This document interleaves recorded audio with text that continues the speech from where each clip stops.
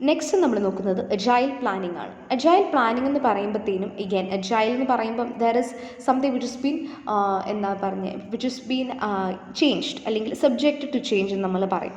It's an iterative approach. അപ്പോൾ അതുകൊണ്ട് തന്നെ ഈ ഒരു അജൈൽ പ്ലാനിങ്ങിനകത്ത് നമുക്ക് വരുന്ന ഒരു സംഭവം എന്ന് പറയുന്നത് റിലീസ് പ്ലാനിങ്ങും ഐട്രേഷൻ പ്ലാനിങ്ങുമാണ്. റിലീസ് പ്ലാനിങ് എന്ന് പറയുന്നത് നമ്മളുടെ ഔട്ട്പുട്ടിന് നമുക്ക് കൊടുക്കാനായിട്ട് എപ്പോൾ കൊടുക്കാൻ പറ്റും, എങ്ങനെ കൊടുക്കാൻ പറ്റും, ഏതൊക്കെ സ്റ്റോറീസ് യൂസർ സ്റ്റോറീസിനെയാണ് നമ്മൾ യൂസർ സ്റ്റോറീസിനെ റിസോൾവ് ചെയ്ത് ആ ഫീച്ചേഴ്സ് നമ്മൾ ഇംപ്ലിമെൻറ്റ് ചെയ്താണ് നമ്മൾ റിലീസ് ചെയ്യുന്നത് എന്നീ കാര്യങ്ങളൊക്കെയാണ് റിലീസ് പ്ലാനിങ്ങിൽ വരുന്നത്.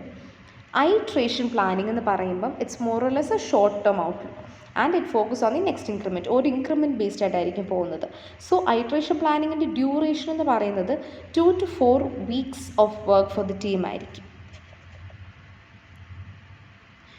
യൂഷ്വലി ഈ ഒരു അജൈൽ അജൈൽ ഡെവലപ്മെൻറ്റിൻ്റെ അപ്രോച്ചുകൾ എന്ന് പറയുന്നത് സ്ക്രം ആയിരിക്കും. ആൻഡ് അതിൻ്റെ കൂടെ തന്നെ എക്സ്ട്രീം പ്രോഗ്രാമിൽ നമ്മൾ യൂസർ സ്റ്റോറീസ് ഒക്കെ പറഞ്ഞില്ലേ, അതുപോലെ തന്നെ നമുക്കൊരു പ്ലാനിങ് ബേസ്ഡ് ചെയ്യാനായിട്ട് പറ്റും.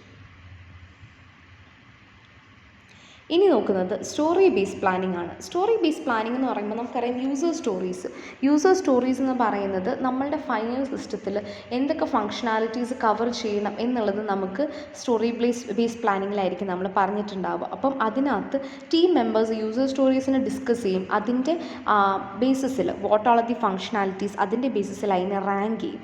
അതിനെ റാങ്ക് ചെയ്യുന്നതിനനുസരിച്ചാണ് ആ ഒരു സ്റ്റോറിനെ ഇംപ്ലിമെൻറ്റ് ചെയ്യുന്നത്. അപ്പോൾ ഇനീഷ്യൽ നമ്മൾക്ക് ഈ ഒരു ഡയഗ്രത്തിൽ കാണാനായിട്ട് സാധിക്കും. First one is the story identification. Story identification എന്ന് പറയുമ്പോഴത്തേനും നമ്മളുടെ യൂസർ സ്റ്റോറി ഏതാണ് നമ്മൾ ആദ്യമേ ചെയ്യാനുള്ളത് എന്നുള്ളതിന് ഐഡൻറ്റിഫൈ ചെയ്യുക. രണ്ടാമത്തേത് ഇനീഷ്യൽ എസ്റ്റിമേഷൻ എന്ന് പറയുമ്പോഴത്തേനും ആ ഒരു സ്റ്റോറീനെ എത്ര ടൈം കൊണ്ട് തീർക്കാൻ പറ്റും എന്നുള്ളത് എസ്റ്റിമേറ്റ് ചെയ്യുക. ഇപ്പം എസ്റ്റിമേഷൻ എന്ന് പറയുമ്പോൾ ടൈം മാത്രമായിരിക്കില്ല, resources, the people involve with it, what are the functionalities, അങ്ങനെ പല കോണ്ടെക്സ്റ്റിലായിരിക്കും എസ്റ്റിമേഷൻ നമ്മൾ ചെയ്യുന്നത്. പിന്നെ ഫൈനാൻഷ്യൽ ആയിട്ടുള്ളതും എല്ലാം. റിലീസ് പ്ലാനിംഗ് എന്ന് പറയുമ്പം ഇതെപ്പം ഇവർക്ക് കൊടുക്കാനായിട്ട് പറ്റും. ഐട്രേഷൻ പ്ലാനിംഗ് എന്ന് പറയുമ്പോൾ അതിലെ മോഡിഫിക്കേഷൻ വരുത്താനും, ടാസ്ക് പ്ലാനിംഗ് എന്ന് പറയുന്നത് ടാസ്കിന് ഇംപ്ലിമെൻറ്റ് ചെയ്യാനും കാര്യങ്ങൾക്കൊക്കെ ആയിട്ട് പോകാം. റിലീസ് പ്ലാനിംഗ് എന്ന് പറയുന്നത് it involves selecting and refining the stories that will reflect the features which has been implemented in the release of a system. And നമുക്കുള്ള യൂസർ സ്റ്റോറീസിൽ എങ്ങനെയാണ് നമ്മളതിനെ ഇംപ്ലിമെൻറ്റ് ചെയ്യേണ്ടത് എന്നുള്ളത് നമ്മൾ റിലീസ് പ്ലാനിങ്ങിനകത്തായിരിക്കും പറയുന്നത്. ഐട്രേഷൻ പ്ലാനിംഗ് എന്ന് പറയുന്നത് it's A first stage of developing and increment. അപ്പം അതിനനുസരിച്ച് യൂഷ്വലി ഞാൻ പറഞ്ഞ 2 to 3 വീക്സ് ആയിരിക്കും എടുക്കുക.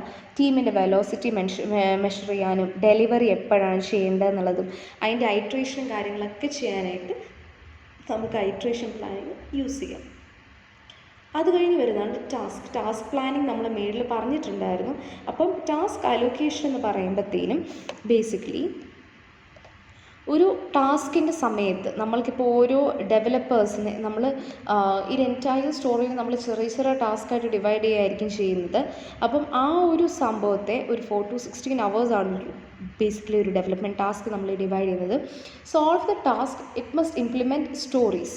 അതൊരു ഐട്രേഷനിൽ ലിസ്റ്റ് ചെയ്യുന്ന സ്റ്റോറീസ് എല്ലാം അത് ഇംപ്ലിമെൻറ്റ് ചെയ്തിരിക്കണം എന്നുള്ളതാണ് പറയുന്നത്. ആൻഡ് ഇതിലെ ഒരു പ്രത്യേകത എന്താണെന്ന് വെച്ച് കഴിഞ്ഞാൽ ഇൻഡിവിജ്വൽസ് സ്പെസിഫിക് ആയിട്ട് ടാസ്കിൻ്റെ ബേസിസിൽ പിക്ക് ചെയ്യുകയാണ് ചെയ്യുന്നത്. അതായത് ഇൻഡിവിജ്വൽ ഡെവലപ്പേഴ്സിൻ്റെ അടുത്ത് നമ്മൾ ടാസ്ക് അലൊക്കേഷനല്ല ഇവിടെ നടക്കുന്നത്. നമ്മുടെ ഡെവലപ്പേഴ്സിന് അനുസൃതമായി ഏതൊക്കെ ടാസ്ക്കാണ് വേണ്ടതെന്ന് മനസ്സിലാക്കി ആ ഒരു ടാസ്ക് അവർക്ക് കൊടുക്കുകയാണ് ചെയ്യുന്നത്. അവരിത് പിക്ക് ചെയ്യുകയാണ് ചെയ്യുന്നത്, അവർക്ക് കൊടുക്കുകയല്ല ചെയ്യുന്നത്. അജൈൽ പ്ലാനിങ്ങിൻ്റെ ഡിഫിക്കൽട്ടി എന്താണെന്ന് വെച്ച് കഴിഞ്ഞാൽ first one is the customer involvement and availability. അതായത് ഒരു കസ്റ്റമർ റെപ്രസെൻറ്റേറ്റീവ് ഉണ്ടെന്നുണ്ടെങ്കിൽ നമുക്ക് അജൈൽ പ്ലാനിങ്ങിനെ നമുക്ക് എന്തെങ്കിലും സ്റ്റെപ്സ് ഇംപ്ലിമെൻറ്റ് ചെയ്യാനായിട്ട് സാധിക്കും. അല്ലെങ്കിൽ ഒരു കസ്റ്റമറിൻ്റെ ഒരു ഇൻവോൾവ്മെൻറ്റ് വളരെ ഇമ്പോർട്ടൻ്റ് ആണ് അജൈൽ പ്ലാനിങ്ങിനകത്ത്. അതിൻ്റെ ആപ്ലിക്കബിലിറ്റി എന്ന് പറയുന്നത് ഇപ്പോൾ ഒരു ടീം ജോഗ്രഫിക്കലി ഒരുപാട് ഡിസ്ട്രിബ്യൂട്ടഡ് ആണെന്നുണ്ടെങ്കിൽ അല്ലെങ്കിൽ ഒരേ സൈറ്റിലല്ല എന്നുണ്ടെങ്കിലും ഒരുപാട് ചേഞ്ചസ് വരുത്തുന്ന സ്റ്റോറീസൊക്കെ ആണെന്നുണ്ടെങ്കിൽ വളരെ റാപ്പിഡായിട്ട് ചേഞ്ചസിനെ ഇംപ്ലിമെൻറ്റ് ചെയ്യണമെന്നുണ്ടെങ്കിൽ നമുക്ക് അജൈൽ പ്ലാനിങ് അപ്ലൈ ചെയ്യാനായിട്ട് പറ്റും.